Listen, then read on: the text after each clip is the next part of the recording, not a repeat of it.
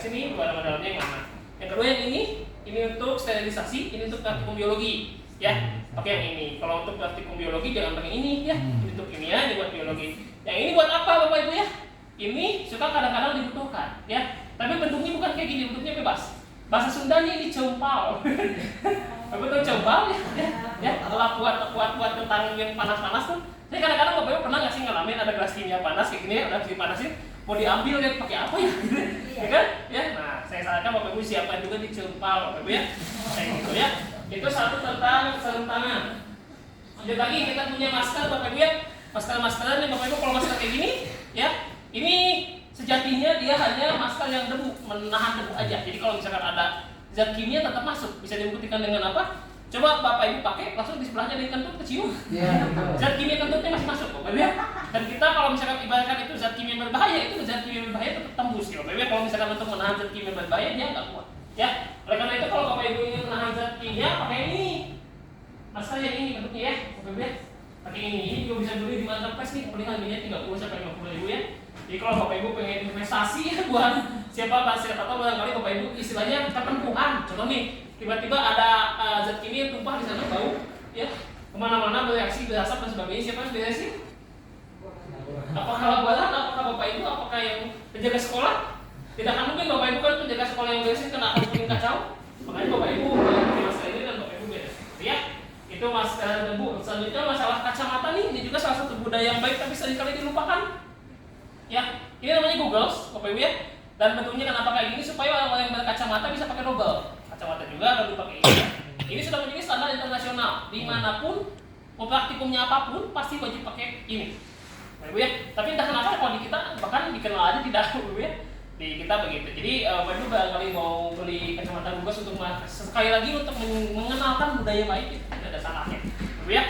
Kita lanjutkan lagi masalah sepatu Bapak Ibu ya. Untuk di lab gunakanlah sepatu yang tempul kakinya ketutup, apalagi untuk ibu-ibu nih jangan gunakan sepatu lucu yang high heels begitu ya, tinggi gitu udah gitu ini tembul kakinya kelihatan begitu ketimpa dan sebagainya langsung kena kaki, nah itu tidak boleh digunakan. Bapak ya. Gunakanlah sepatu yang aman. Ya nggak kayak gini juga, jadi kalau mau kayak gini boleh Bapak Ibu ya. Kalau mau yang lain ya boleh senyaman. Ini sekali lagi penurun kepala. Ini juga yang penting adalah kondisian rambutnya. Kalau misalkan rambutnya sudah menjuntai panjang mau diikat. Kalau sekarang kan tidak hanya ini apa ya, tidak hanya perempuan tapi laki-laki mahasiswa juga banyak yang panjang ya Pak ya. Banyak yang gondong, mohon digondong juga untuk diikat dan dikondisikan ke atas. Untuk ibu-ibu yang berjilbab nih sebenarnya mau kata tadi Bapak nanya mau jilbabnya panjang segimanapun, sebenarnya tinggal di solusi pakai jas lab. Karena setahu saya jas lab tidak ada yang melanggar aturan agama Bapak ya. Jas lab itu kecuali yang kecilan, ya, makanya ukurannya yang pas saja supaya nanti ketika digunakan dia nyaman dan si jilbab itu meskipun kalau jas lab dikancing itu udah aman. Bapak ya, itu tidak akan menimbulkan masalah. Menurut saya seperti itu ya. Dan terakhir itu bapak-bapak ya, barangkali bapak-bapak yang sunnah rasul ya kayak gini ya. Mohon tidak untuk dikondisikan, coba tahu ada yang di sekolahnya ada yang kursusnya panjang mau di lab ya, takutnya nanti tahu istilah kebakaran yang buat takutnya jadi nyata kebakaran yang nanti mau untuk dikondisikan mungkin diganggil kayak Ahmad Dhani mungkin untuk dulu di selotin dan sebagainya bisa dibuka yang buat ya. Lanjut lagi masih ada sedikit lagi Bapak Ibu ya. Masalah ini alat penolong api ringan itu kita punya di sana apa? Nanti akan bahasanya pada sesi keselamatan. Jadi ini dia kalau di lab itu gunakan yang 3 kilo karena dia ringan supaya bisa dibawa-bawa. Yang kedua dia punya masa kadaluarsa. Jadi Bapak Ibu perhatikan kadaluarsa sampai kapan? Karena hanya masalah 2 tahun sampai 3 tahun dari saat pembelian. Jadi kalau akreditasi sekolah Bapak Ibu sudah 5 tahun yang lalu saya yakin sudah kadaluarsa. Karena biasanya ini diupdate setiap mau akreditasi. Ya, sudah akreditasi. Jadi ini cara pakainya sederhana nanti akan kita demonstrasikan pada hari ketiga Bapak Ibu ya. Penggunaan apa lagi? Oke, lanjut lagi di sini juga ada alat-alat yang lain. Contohnya yang pertama adalah alarm kebakaran. Contohnya di sekolah Bapak Ibu kalau terjadi kebakaran alarmnya bunyinya gimana? Bukan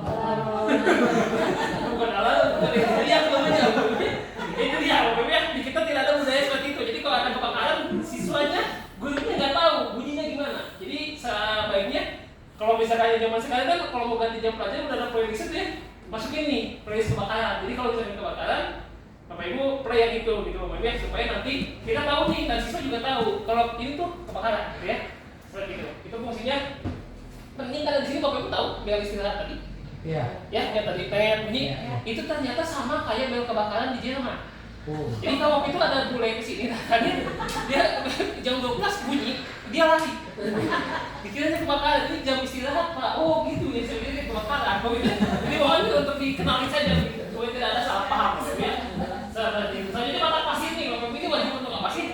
Kotak pasir kita punya sebuah kotak ember warna-warni di pojok ya. Itu untuk apa? Itu untuk menampung ini, Bapak Ibu. Kalau ada tumpahan zat kimia, tumpah, ya Bapak Ibu jangan langsung dilap, jangan langsung pel. Taburi dulu dengan pasir. Pasir apa? Pasir yang paling bagus pakai pasir buat kucing, karena dia nyerap. Atau pasir zeolit, atau pasir pantai, atau kalau nggak ada kayak kita pakai pasir material aja, ya. Dikumpulnya. Jadi kalau Bapak Ibu tahu kalau ada yang kecelakaan atau tikus miring di jalan, itu dulu nah pasti kayak gitu. Jadi ketika terjadi sesuatu yang tumpahan itu ditaburin dulu oleh pasir, dia sambil dia menyerap, setelah kali baru kita satuin gitu Bapak Ibu ya penanganannya. Nah selanjutnya ini coba kalau misalnya terjadi kalau nih kena zat kimia, kena tangan dan sebagainya kan pedas Bapak ya, kayak kena seblak pedas banget Bapak ya. Ini jangan di jangan gini. Yang dilakukan Bapak Ibu langsung cari sumber air, langsung begini. Langsung diambil dengan air dengan jumlah yang banyak. Begitu juga kalau Bapak Ibu menangani kasus yang kena tumpahan kena baju.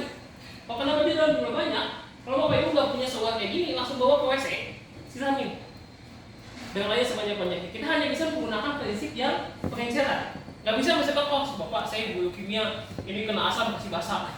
Dengan banyak ini udah kena asam nanti kasih nauha makin pedas. Jangan pakai asam basah gitu, maksudnya pakai air aja, langsung pakai airnya yang sebanyak-banyaknya supaya dia lebih cepat ininya. Nah begitu juga kalau kena mata. Kalau kena mata gimana? Kayak gini sama Pak, dialirin cuci mata secara harfiah, banyak cuci matanya benar gitu. Cuci mata, ya Bapak ya. Nah ini kotak P3K, kotak P3K jangan lupa diupdate isinya Bapak ya, karena ini juga biasanya pakai akreditasi ini. Kalau akreditasi baru aja dilengkapin, kalau nggak masuk ke diabaikan. Ini kita skip lagi. Selanjutnya MSTS, MSTS itu singkatan dari material safety data sheet. Ini adalah lembar kayak gini Pak, ya. Bapak koleksi aja, ini Bapak Ibu koleksi di sini ada bisa di-download. Contohnya NaOH itu tuh bahayanya gimana, cara penanganannya gimana bisa di-download. Ini ada informasinya seperti itu. Kita lanjut lagi Bapak Ibu, mohon maaf agak ngebut ya.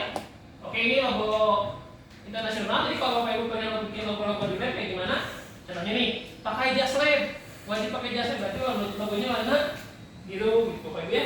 Dilarang makan, berarti logonya warna coret merah gitu Bapak Ibu ya. Hati-hati warna kuning, dan yang hijau ini logo aman ya Bapak Ibu. Jadi Bapak Ibu perhatikan pelang jalan, logo exit kenapa warnanya hijau, itu karena logo aman.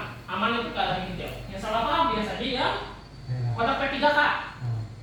Kotak P3K itu tidak boleh warna merah, warna hijau seharusnya. Ya Bapak Ibu ya, karena sudah pada hakikatnya hijau itu untuk aman. Yang merah itu biasanya semuanya itu hubungannya dengan pemadam kebakaran. Bapak Ibu pernah lihat pemadam kebakaran warna yang tidak warna merah? Bapak Ibu pemadam kebakaran, hidran, apa lagi semuanya merah Bapak Ibu ya? Seperti itu. Oke lanjut lagi. Bahan kimia tadi saya mau bahas sedikit, kata Bu Yunita memang tidak akan basi, Bapak Ibu tidak akan ada kadaluarsanya kalau kemasannya baik-baik saja. Kalau kemasannya rusak, Bapak Ibu contohnya tutupnya logam dan sebagainya, insya Allah Bapak Ibu ya, dia dalam 1 tahun 2 tahun juga bakal rusak. Masalahnya kemasan di kayak udah sediakan juga, kemasannya hanya bertahan 5 tahun. Setelah 5 tahun Bapak Ibu kalau pengen awet ganti kemasannya, di packaging dikasih label ulang supaya dia kemasannya betul di baru lagi, ya. Seperti itu. Ini ada karakteristik bahan, Bapak Ibu nanti bisa pelajari sendiri aja Bapak Ibu ya. Karena sudah jam segini, sudah jam 3. Oke, kita punya waktu setengah jam lagi untuk melaksanakan percobaan dengan alat-alat ini ya Bapak Ibu. Kita buka ini. Jangan dibuka Bapak Ibu kitnya. Kitnya dibuka boleh. Nah, ya, dibuka. Seperti ini benar Pak, dipindahkan. Pindahkan Bu. Nah gitu Bu, angkat. Tuh, pindahin ke sebelah situ tuh. Nah, itu aja Bu. Betul. Oke. Oke Bapak Ibu silakan amati dalam 1 menit. Tanyakan apa yang perlu Bapak Ibu ketahui penggunaannya. Ini Bu, kamu Bu. Boleh. Sudah kenal semua Pak? Belum. Kelas Alan Mayer. Oke, ya. Ini buat titrasi ya. Ini apa labu? Labu Alan Mayer. Iya, ini gelas ukur. Jadi gelas ukur juga. Gelas ukur 50 ml. Pipet. Nah, itu berapa kilo ya? Hah? Itu buat titrasi yang buat apa di sini?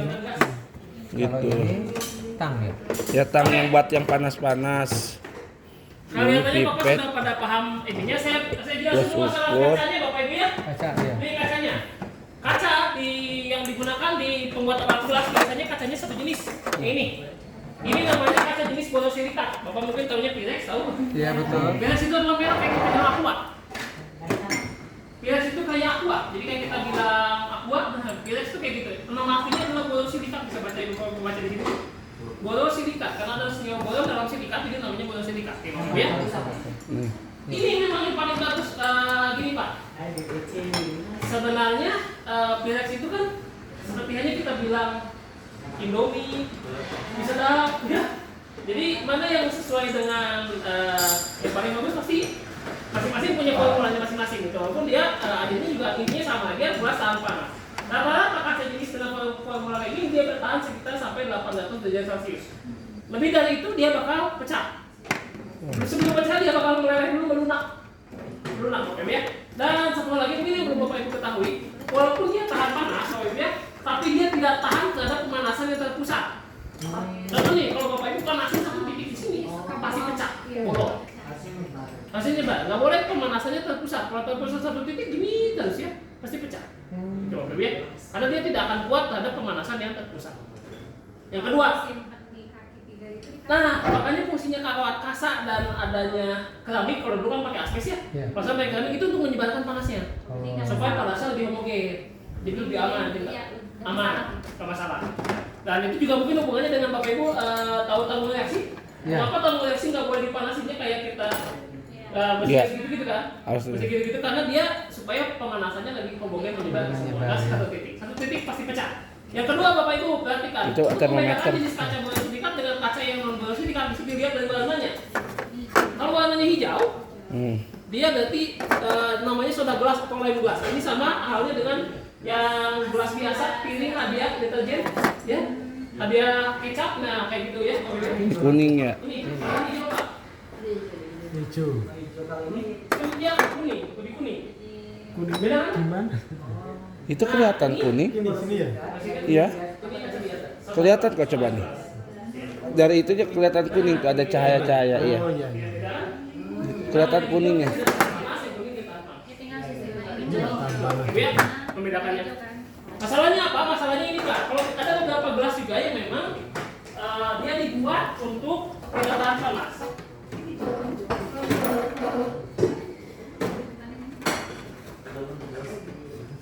Contohnya kayak gini Pak. Warnanya kuning ya? Saya punya sebuah gelas.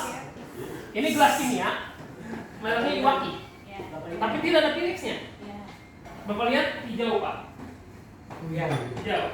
Ini nggak tahan panas. Ada Iwaki. Iwaki itu merek yang ini Pak, di lokal Indonesia. Jepang. Dia sudah punya pabrik di Indonesia dan dia yang istilahnya pakai pattern dari Pirex. Jadi kalau misalkan berada Iwaki biasanya Pirex, tapi kalau ini non Pirex. Kenapa? Karena mereka sengaja buat kalian kayak gini. Karena kan Bapak juga tahu kan gelas ini nggak selamanya dipanasin kan? Karena cuma buat nyimpen doang. Dia memang mengeluarkan varian yang model gini, yang tidak memadukan panas, yang tidak boleh dipanasin. Jadi kalau misalkan Bapak Ibu jangan sampai salah beli, mentang-mentang mereknya Iwaki, Bapak beli gitu. Padahal ini yang tidak tahan panas, gitu ya. Tahan panas Pirex. Pirex dan yang ada logonya borosilikat itu yang tahan panas. Oke Bapak Ibu ya. Oke, kita lanjutkan lagi. Oke, lanjut lagi. Kaca jenis borosilikat ini dia memiliki beberapa jenis masalah. Masalah yang pertama adalah ini Bapak Ibu ya.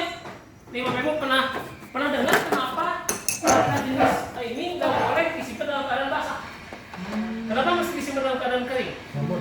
Karena kalau misalkan dia disimpan dalam keadaan basah lalu didiamkan, dia akan mengalami ini kerak golongan 2, CAMD dan kawan-kawannya. Jadi saya pastinya pakai asam encer. Tinggal pakai HCl atau pakai natrium HCl aja sih ya. HCl 0,1 molar atau pakai asam sitrat boleh, mau asam oksalat itu boleh, tinggal dikasih asam. Nanti dia bakal bereaksi juga si keraknya dan ini bakal hilang. Sebenarnya kan kalau misalkan ini membuktikan akhirnya Bapak Ibu mengandung mineral. Contohnya nih, Bapak Ibu punya teko di rumah, bisa dipakai belanja keraknya di bawah, nah sama keraknya kayak gitu. Kerak ini juga dia. Bisa tapi lama. karena asapnya hilang. Ya, dan ini salah satu jenis kelemahannya, makanya kenapa alat gelasnya nggak boleh disimpan dalam keadaan basah. Nanti kalau misalkan disimpan dalam keadaan basah, jadinya kayak gini. Nih, ya, ini kan artinya dan udah air yang dibiarkan dalam keadaan basah dia menguap. Tadi sih ya, pakai asapnya tadi. Pakai asapnya tadi. Ini sempat cis. Dikit aja gitu. Sampai ada nah ada cisnya berarti dibalik sifat. Ada cisnya berarti ya amannya kayak gitu. Ini masalah yang pertama. Masalah yang kedua adalah yang ini Bapak Ibu ya. Dalam beberapa hari ini macet. Karena ketika ada kaca ketemu kaca, dia kayak gini ya. Ini pembuatannya adalah diciptakan berpasangan. Kita bikin botolnya dulu, kita bikin tutupnya dipasang. Wah, ini sudah pas. Tutupnya ini sudah diciptakan untuk si botolnya. Kita sudah berpasangan. Lalu ketika yang berpasangan itu sudah pas, dia ketika Bapak Ibu tambahkan lagi basah, ini bakal menjadi terhubung selamanya Bapak Ibu ya. Mengunci bisa Bapak Ibu. Hal ini biasanya terjadi satu pada lampu volumetrik, dua pada buaya biasanya, yang ketiga pada pisah atau di biologi ada tes kilometer. Nah, karena pakai basah, rulanya semuanya pasti pakai basah. Dan Bapak Ibu tahu istilah pakai vaselin? Pasal itu sebenarnya maksudnya bukan buat pelicin, tapi supaya pelapis supaya kaca yang ini nggak ketemu kaca yang ini. Dilapis pakai vaselin, gitu. Jadi vaselinnya nggak usah banyak-banyak, yang penting pelapis aja, nggak usah sampai belepotan semua di sini loh ya. Karena semua kayak gitu, apalagi yang biologi tuh yang pakai yang banyak, ya karena warna vaselinnya banyak. Nah, itu warna putihnya buat ini. Dan ketika ini sudah terjadi, ini sudah ya Bapak Ibu, walaupun di sini kita bisa pakai ini Bapak Ibu, WD-40. Nah itu hanya berlaku untuk ketika dia masih 1 hari 2 hari. Kalau sudah 1 bulan, 2 bulan, sampai 1 tahun, 3 tahun dan pulang dari sini sudah 6 tahun ada di sana udah apa? Jadi repot aja gitu. Ini contohnya. Jadi yang sedangkan itu ada yang bikinnya keluar. Saya pernah ini maksa. Yang kayak gitu saya bongkar, pecah, bukan rak, pecahannya masih nyambung. Jadi pecahannya, walaupun sudah pecah dia masih nempel. Berarti begitu saya simpulkan ini bukan lagi masalah fisik, bukan lagi fisika, tapi ini masalah chemical antara si kaca ini sudah bereaksi dengan kaca yang satunya lagi supaya dia sudah benar-benar nempel secara chemical, bukan lagi secara fisik. Jadi ini walau Bapak Ibu pecah nih, Bapak perhatikan ini sudah letak di sini nih, nih udah letak di sini, ya. Ya udah pecahin aja dulu coba. Jangan Pak nanti nih, saya harus bikin lagi stok yang kayak gini. Jadi ini sengaja Pak. Jadi ini nanti ketika dipecah itu pada pecahannya udah nempel, nggak bisa dipecahin. Ya. Dan ini yang bisa kita lakukan adalah menanggulanginya supaya hal ini tidak terjadi. Ya, menanggulanginya dengan cara apa? Ada 2 metode Bapak Ibu ya. Di sini Bapak Ibu bisa perhatikan. Yang pertama, ini masalah juga sering terjadi di sekolah, yaitu adalah kumpul kebo. Ya. Jadi ketika Bapak Ibu punya ini sudah berjodoh, ya. Tapi biasanya karena memang ketika tadi katanya nggak boleh digabungin, nanti dia nempel. Biasanya itu oleh di laboratorium itu dikumpul-kumpulkan, tutupnya dikumpulkan dalam sebuah wadah. Pernah lihat yang gitu? Ketika mau dipakai kita ngebaca dulu, kayak alisan, nggak pas. Jadi lagi nggak pas, itu sering yang terjadi. Pada itu masalah. Kadang-kadang dia nggak pas ya. Tapi masalahnya kalau yang tadi ketika kita biarkan dia nempel, dia bakal nempel selamanya. Makanya solusinya adalah gini Bapak Ibu ya. Nah, diikat dengan tali suci kayak gini Pak. Pakai janji begini, janji suci begini talinya, jadi supaya dia tidak terpisah dengan dan juga sudah terikat begini Bapak ya. Atau kalau susah pakai surat kayak gini Pak gitu ya. Bapak Ibu perhatikan di setiap pembelian awal alat gelas pasti ada secari kertasnya. Dan ini fungsinya adalah untuk sebagai hijabnya Pak kayak gitu. Memisahkan antara tubuh dengan ininya. Ya, jadi kayak gini Pak ya. Jadi dia bisa disimpan dalam keadaan seperti ini Bapak Ibu. Kalau misalkan mau penyimpanannya, kalau misalnya mau libur apalagi ini mau berapa bulan libur, kalau nanti diperhatikan untuk setiap penyimpanannya, kalau nggak dikasih tali digantung kayak tadi atau dipasangin dan dikasih kertasnya. Untuk semua alat yang nempel kayak gini Bapak Ibu, ketemu kaca, makanya dibuatlah alat kayak gini nih supaya tidak nempel ya. Ataupun juga keran bulet yang modelnya porselen itu juga sama supaya tidak nempel. Tapi masalahnya yang itu biasanya kurang bagus atau kadang-kadang ada reaksi. Itu Bapak Ibu ya. Oke, next lagi. Kita lanjut lagi. Selanjutnya di sini kita punya beberapa jenis alat, ya. Kita punya ini, Bapak Ibu, pipet. Nih penyimpanan pipet ini sudah tahu 3000 unit Bapak Ibu. Ini dikasih tepung Bapak Ibu. Kaji, tepung khas Bandung Bapak Ibu. aci kalau Bapak Ibu nggak tahu kanji aci ya. Dan selanjutnya gini, ada beberapa hal yang ingin saya sampaikan. Yang pertama adalah kalau Bapak Ibu menemukan noda begini, noda biru, ini namanya noda metilen blue. Dan dalam melakukan kegiatan pengolahan laboratorium, Bapak Ibu juga mesti melakukan menerapkan prinsip ekonomi. Gimana contoh? Berdasarkan teori, sel basilan pipet ini telah merendam dengan senyawa yang non polar, bisa dengan metanol, etanol, dan kawan-kawan yang memakai ether, kloroform dan sebagainya. Tapi saya juga pernah melakukannya ketika pertama kali kerja di sini. Pipet kotor saya cuci berdasarkan teori yang terjadi apa? Direndam 1 minggu tidak hilang. Yang hilang adalah bahan kimia pencucinya ya Bapak ya, habis ya. Ternyata pas dihitung-hitung ini pipet harganya cuma 5.000, keluar untuk biaya pencucian hampir 100.000 lebih Bapak Ibu. Oleh karena itu pas ini akal-akalan di budak nih dia nanti kalau yang ini beli lagi aja memang kalau ada duit sih beli lagi aja, tapi kalau nggak ada duit akal ini gimana? Akal ini pakai label. Gimana caranya? Kasih label, kasih tulisan khusus metilen blue. Jadi kalau Bapak Ibu mau menggunakan zat yang pengotor yang sama, gunakan saja pipet yang ini, nggak usah menodai lagi pipet yang lain, Bapak ya? Begitu. Dan nanti ketika selesai digunakan ininya bisa kita kayak gini lagi, dikasih tepung kanji ya. Gitu. Jadi itu tentang bagaimana pembersihannya dilakukan. Pembersihan teorinya banyak, pakai asam nitrat, aqua regia dan sebagainya. Kembali lagi, ya air aja kan Mbak. Kembali lagi ke masalah ekonomi ya. Kalau pipetnya harganya cuma 5.000, beli air aja harganya 250.000, nggak usah, mending beli pipet aja yang banyak, Bapak Ibu ya. Daripada beli air aja, Bapak Ibu ya, seperti itu. Dan seperti itu tentang masalah penggunaan pipet. Dan karena di sini banyak Bapak Ibu yang bukan metode kimia, di kimia itu sebenarnya ada istilah kelibetan dalam penggunaan alatnya, Bapak Ibu. Yang pertama saya akan saya akan menyamakan prinsip ya, menyamakan prinsip bahwa pemegang pipet yang baik dan benar itu seperti ini. Pipetnya dipegang ininya, lalu mengganggunya gini, jadi jangan sampai masih ada yang megangnya begini Bapak Ibu ya, begini. Dan pipet itu ketika Bapak Ibu gunakan, mau saya diperhatikan juga boleh Bapak Ibu ya, di sana banyak pipetnya kayak gini.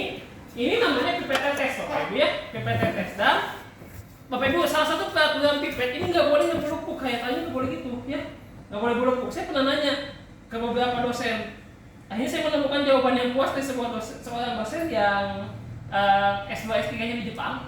Katanya kenapa sih jadi ribet kayak begini, nggak boleh ada gelembung-gelembung katanya gitu ya. Sampai sekarang bahkan usut punya usut dalam melakukan penyiapan sebuah sampel ini konsentrasi mesti dijaga banget. Contohnya ketika kita ingin mengukur dissolve oksigen yang di sini, ketika kita menggunakan pipetnya begini naik dissolve oksigen. Makanya teknik-teknik itu dikembangkan supaya untuk tidak mengganggu sampel tapi proses tetap bisa dilakukan. Jadi memipet yang baik dan benar itu pencet dulu di atas, simpan ke bawah, baru ditarik. Dan ini saya juga baru tahu ternyata pipet nggak bisa full-tank, saya pernah ini gimana sih caranya pipet biar full-tank, dia ngambilnya banyak, kalau ngambilnya banyak jangan pakai pipet, langsung dikucilin aja Bapak ya. Ini kan namanya pipet tetes, Bapak ya. Jadi penggunaannya juga cuma tetes demi tetes ya. Ada yang tadi minta bilang 1 mili 20 tetes bisa, tapi untuk pipetnya sudah dikalibrasi. Kalibrasinya gimana Bapak Ibu? Ambil ukuran 1 milinya berapa tetes gitu. Karena nanti untuk setiap pipet lubangnya beda gitu. Bapak Ibu ya. Itu pipet. Penggunanya ini tetes demi tetes. Nah, karena dia namanya pipet tetes. Jadi kalau Bapak Ibu ngambil 20 mili, jangan pakai pipet ya. Lama pipetnya. Pakai yang lain aja.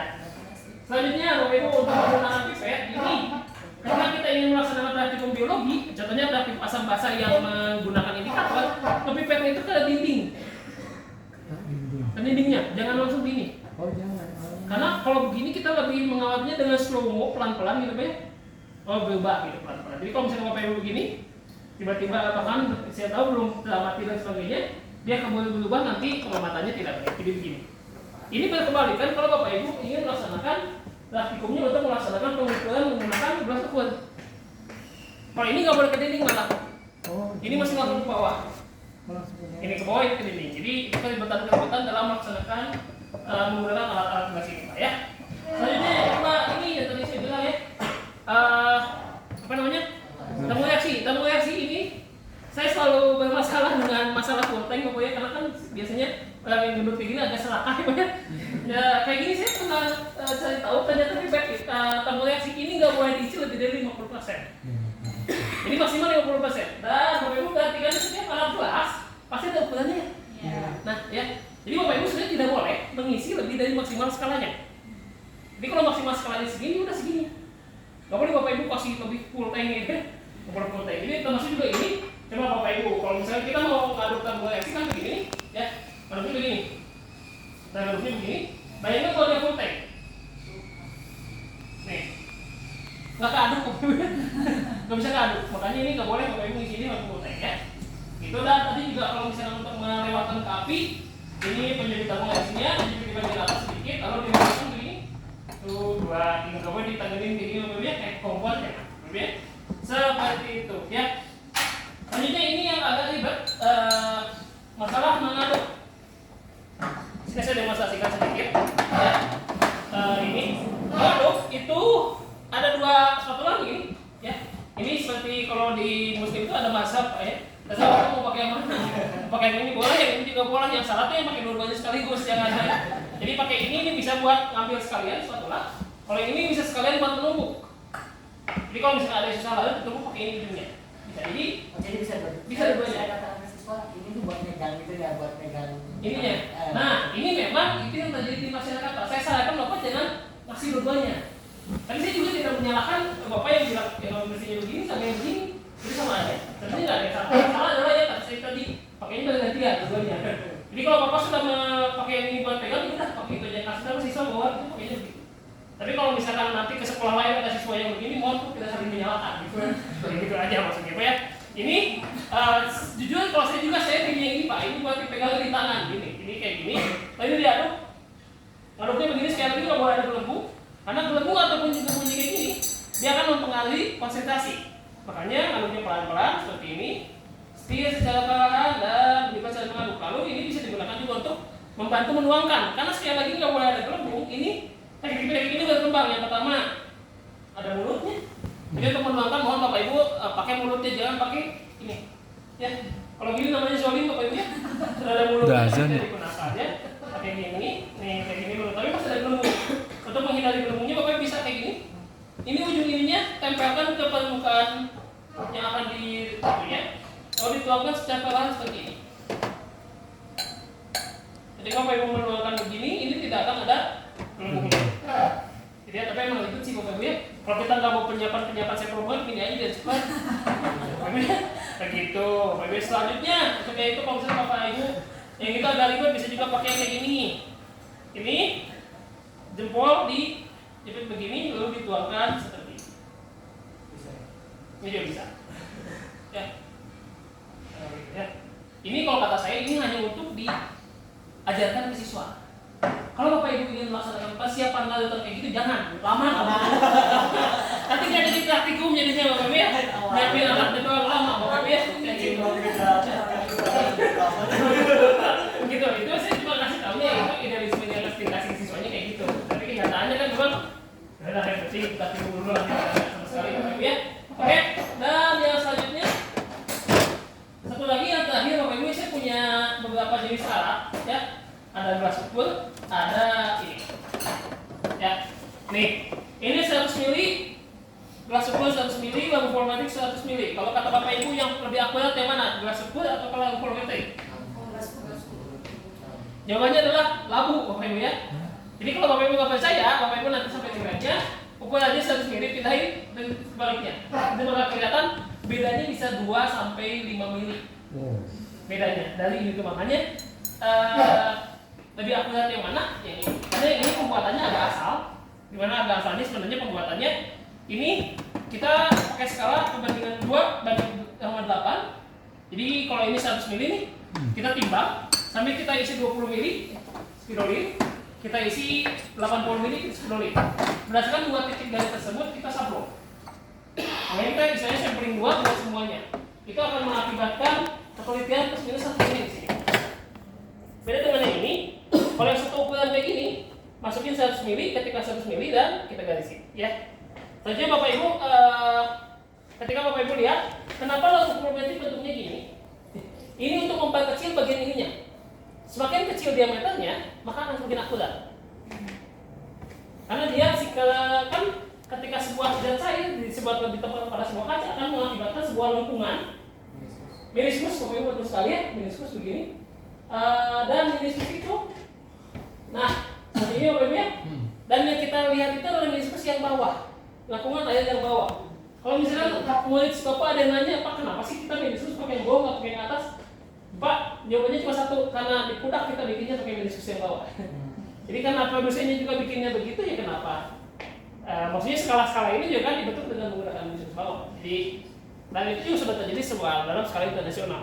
Semua orang di dunia sudah melakukan meniskus yang bawah. Jadi gunakanlah meniskus yang bawah seperti itu ya. Dan untuk memastikan bahwa mata kita sudah tepat, Bapak Ibu bisa perhatikan kenapa bentuknya lingkaran begini. Kenapa ada satu garis yang sampai belakang? Fungsinya adalah untuk memastikan mata kita tegak lurus dengan cara apa? Bapak Ibu perhatikan ketika garis yang depan dan yang belakang itu sudah berhimpit, itu berarti mata Bapak Ibu sudah tegak lurus dan ini nggak boleh dipegang. Simpan, kita yang ngalah. Gitu, kita yang mengalah ketika dia sudah segini udah pas. Ketika matanya sudah garis yang depan sama yang belakang sudah berhimpit, berarti mata kita sudah tegak lurus. Makanya disiapkan pada semua alat pasti sifatnya lingkaran cincin begini. Untuk memastikan bahwa yang atas sama yang yang depan yang belakang itu dia beda. Ya, dan selanjutnya masalah meniskus ini kita bilang ada dua buah lengkungan air, Bapak Ibu ya. Kalau yang kayak gini nih, ini meniskus yang kalau kita pakai raksa, biasanya menghasilkan meniskus yang gini. Kalau ini kita biasanya kalau pakai yang pelarutnya air dan sebagainya, menghasilkan meniskus yang gini. Kapan kita pakai yang ini? Kapan kita pakai yang ini? Yang ini digunakan selama masih kelihatan. Kalau sudah tidak kelihatan, pakai yang ini. Contohnya gimana? Ketika kita membuat sebuah larutan sirup, atau teh, kan masih kelihatan tuh, masih tembus pandang, gunakan yang bawah. Tapi kalau sudah tidak tembus pandang, contohnya kita nyeduh Milo, ya, susu, kan bawahnya kita karena larutan sudah tidak lagi tembus pandang, gunakan yang atas. Itu aja, simpel. Jadi kalau misalkan selama masih kelihatan, gunakan yang bawah. Ketika sudah tidak lagi kelihatan, pakai yang atas saja. Tidak kelihatan sama sekali, gitu istilahnya, ya. Jadi segitu sekilas tentang bagaimana penggunaan alat gelasnya. Dan satu lagi ekstranya adalah yang ini. Nah, Bapak Ibu ya, data digital kita sudah banyak, dan data digital itu pasti punya itu waterpass di belakang. Jadi Bapak Ibu mohon untuk yang ini, Bapak Ibu ya. Nah, pasti ada kayak gininya di setiap alat itu tuh data digital saya tunjukkan. Ada waterpassnya, dan itu untuk menunjukkan bahwa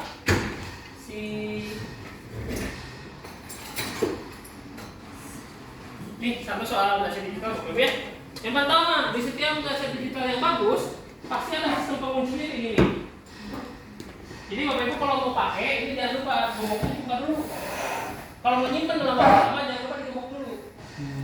Jadi kalau mau dijatuh bau-bau gini nih, gembok. Ketika sudah mau dipakai, disimpan, buka gemboknya. Lalu Bapak Ibu perhatikan ya, ini enggak ada.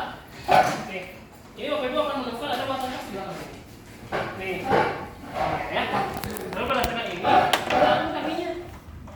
Bisa-bisa kakinya supaya dia waterpassnya pasti makin banyak angka di belakang komanya, makin susah itu yang waterpassnya. Jadi sarannya kalau Bapak Ibu punya yang begini, simpan di suatu tempat, jangan dipindah-pindah. Itu aja. Gitu. Ini gembok buat apa tadi? Nah, buat kalau misalkan mau dibawa-bawa Pak, mau dibawa nih, Harus gembok dulu. biar apa? Biar si pegasnya terkunci. Soalnya kalau Bapak Ibu bisa sih dalam menimbang dalam keadaan gembok, tapi aslinya biasanya errornya gede. Karena si pegasnya dikunci dulu. Kalau misalkan mau dipakai, buka gitu. Waktu itu saya pernah, Pak ini error kenapa nimbangannya sebagainya. Pas udah jalan-jalan ke sana ternyata masih digembok. Ya, tinggal dibuka aja ini gemboknya ya. Itu. Ya baru tahu malah ada. Gembok, berarti ada waterpass. Ya. Itulah bedanya pelatihan di pundak Pak. Kita sifatnya yang teknis sebenarnya. Karena kita yang jualnya Pak. Kalau ini error banget dong. Ya. Gimana Pak? Yang mana error? Nanti habis ini kan ada sesi biologi sama sesi fisika. Nanti dijelasin semuanya ya Bapak Ibu ya. Oke, jadi mungkin ada yang ingin ditanyakan dulu? Cukup jelas, kalau tidak aman nanti juga besok ketemu lagi Bapak Ibu ya. Ini ada bahannya tadi. Apa ya, Mana? Ibu ya? Nah, maksudnya ini ada alatnya tadi. Oke, Mana? mungkin cukup sekian untuk kegiatan yang Enggak, maksudnya tadi ada alatnya. hari ini yang untuk Udah semua masuk. Enggak, maksud ini tadi ada alatnya. Tadi alatnya. Iya, makanya ada ini. Bukan, di sini tadi kan. Ya, ada alatnya, apanya gitu. Alatnya udah semuanya. Dan kita akan untuk melanjutkan sesi kayak kaca gitu. Oh gitu. fisika Ini dan berarti biologi. Ya. Bukan kaca kecil. Kaca kecil. Tahu ini apa ini? Nih. Wassalamualaikum Bukan, bukan. Ini penyambung ini. Iya, iya, iya. Waalaikumsalam warahmatullahi Itu. wabarakatuh. Oke.